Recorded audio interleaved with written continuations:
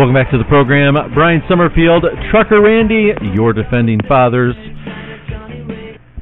We've got a phone call on the line right now. We are going to start out this segment with, and welcome to the program. Hi, guys. Tristan Cole here. How are you? Hey, Tristan. Good. Hey, what's going on, Tristan? Hey, well, I want you guys to know that I issued a press release this morning officially announcing my candidacy for the 105th Michigan State House of Representatives. Oh, good. Congratulations. Thanks for letting us know. Very, very excited to announce that with you guys. Things are going very well. I've got a lot of folks behind me this time, and since I've released that email out to a lot of supporters and people around the district, the phone calls and response has been just fantastic. I'm very excited about this. Good. Good deal. Now, just for our listeners that may not know, why don't you explain a little history of what happened back in 2010? Well, back in 2010, I was in the state house race with several other people, including our current state representative, Greg McMaster, and we had a fantastic primary season. It was a lot of fun, and I ended up coming in second, right behind Rep. McMaster, by just a little over 400 votes, and Greg and I were very close together out in front. Third and fourth place in that primary race we were double their vote numbers in the 2010 primary. And since then, Greg and I have gotten along fantastic. He's been a super representative, and we've worked together on a couple of different issues. And one of them was regarding the Department of Transportation. We passed a law moving some regulation off of commercial vehicles. And then we've got one that's held up in the Senate right now that I'm hoping to get passed very soon after the Senate goes back into session, and that would take some regulation off of farm stands, roadside farm stands. One of the other things that you guys worked together to pass last year was making it easier for farmers and people who transport food from the farms and different things. Why don't you talk about that bill, how you were able to get that passed with Greg's help? Well, that was one regarding the Department of Transportation regulation. And what was happening was, Brian and Randy, is the federal government put out some new regulations where they wanted vehicles that were over 10,000 pounds gross vehicle weight to have to go through a registration process and put DOT numbers on their pickup trucks.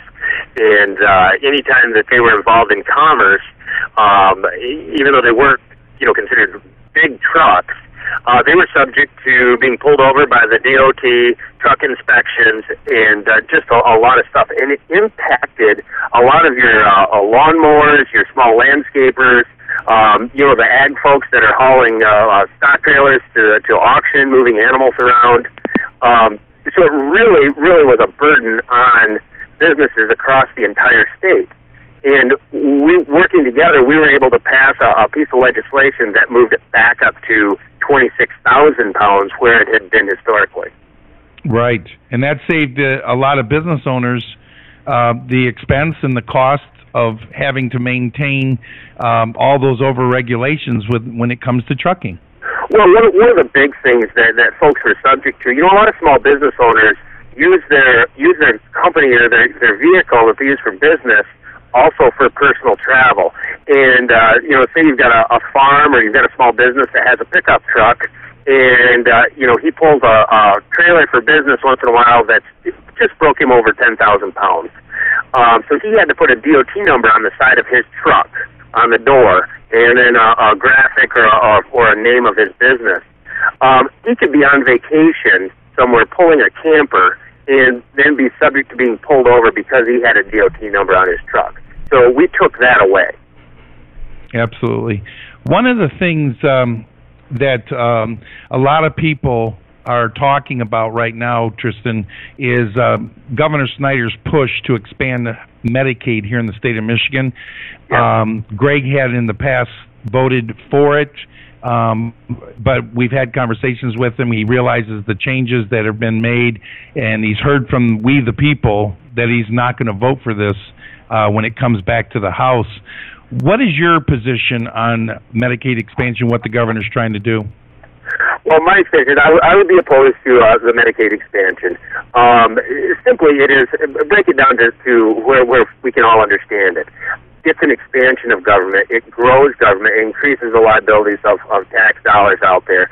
And there are better ways to do this. And I would be the type of person that would look to outside of the box ways to help get folks the health care that they need, but try to do so through more of the private sector side, and look at health savings accounts where the consumer has a direct relationship with their doctor and takes more ownership of their personal health care. So basically, Senator Pat Kobach's two bills, 459 and 460, you're in more favor of something like that. Absolutely. I heard a little bit about those. I haven't totally researched those bills yet, but something that puts people in control of their own lives and their own health. That is so important. I can't overstate that. We don't need a nanny state. We don't need the government taking care of people at that level. We need to make sure people have the personal responsibility to care for their own bodies. Since you've announced here on our show that you are now officially a candidate for running for the 105th, what is going to be the main premise, or if you will, the main platform that you're going to run on? Well, in northern Michigan, we need to increase employment opportunities, and we need to continue to work on education. Over the past couple of years, I had the opportunity to help start an ag program at a local public school, Ellsworth Community School, and it was awesome to get to work with those kids in a program that will turn out kids that are able to go to work in the community, stay in northern Michigan, and get jobs. And working on these two pieces of legislation with Greg have showed me there's so much overregulation. If we can just take some of that away, we can improve the climate for jobs and business creation here in northern Michigan. And I think that's the direction we have to go in, because we're losing our most productive people. When I campaigned in 2010, I met a guy over at a shop on 31 just south of Charlevoix. And he told me, we struck up a conversation. I was a candidate, I talked to everybody. We struck up a conversation, and he told me, he said, I'm a business owner. I have a business here in Charlevoix. I have a business in California. I come here to get my employees because Michigan people are the hardest working people that I can find. He took our best, brightest, hardest working folks, and he took them out of state to work for his company somewhere else where there was less taxation and less regulation. In California? I believe that's exactly right. But he had a way he was making money out there, and he wanted Michigan and workers because we were the hardest working people that he could find. Absolutely. One of the other things that needs to be done is not only, repealing a lot of these over-regulations and things, in my opinion, but tax reform, and a component of that is prevailing wage law and a bunch of other things. Where do you stand on those two main issues right there? Well, prevailing wage, we need to do away with the prevailing wages, and that would free up some dollars so we can better take care of our roads and our infrastructure. When we have to compete at this super high level, it's not right, and to me it's a waste of taxpayer dollars. I mean, the workers are still going to make great money, but why does a worker that works on a federal highway or a state highway make a different wage than when he paves your driveway? That doesn't make sense to me, and I want to learn more about how that's put together, and then work hard to change it so that if he makes $25 an hour paving my driveway, it's $25 an hour when he's out working on our roads too. Absolutely. One of the things that are going to be coming up in this primary season, I think, is if anybody else decides to get in and possibly challenge you in the primary, is going to be your real life experiences. Why don't you just talk real quickly? I've got about a minute and a half here. What's your bio as far as your education background, what you've been involved in? Well, I'll do a real quick summary. I was homeschooled, and that allowed me to be an outside-of-the-box thinker. I always approach issues without the boundaries that seem to be on folks that have come through the public school system. And I look at things and say, well, why don't we do this? And somebody will say, well, because we've never done that. And I say, well, maybe we need to look at that. And so I'm going to approach the issues from an outside perspective on that.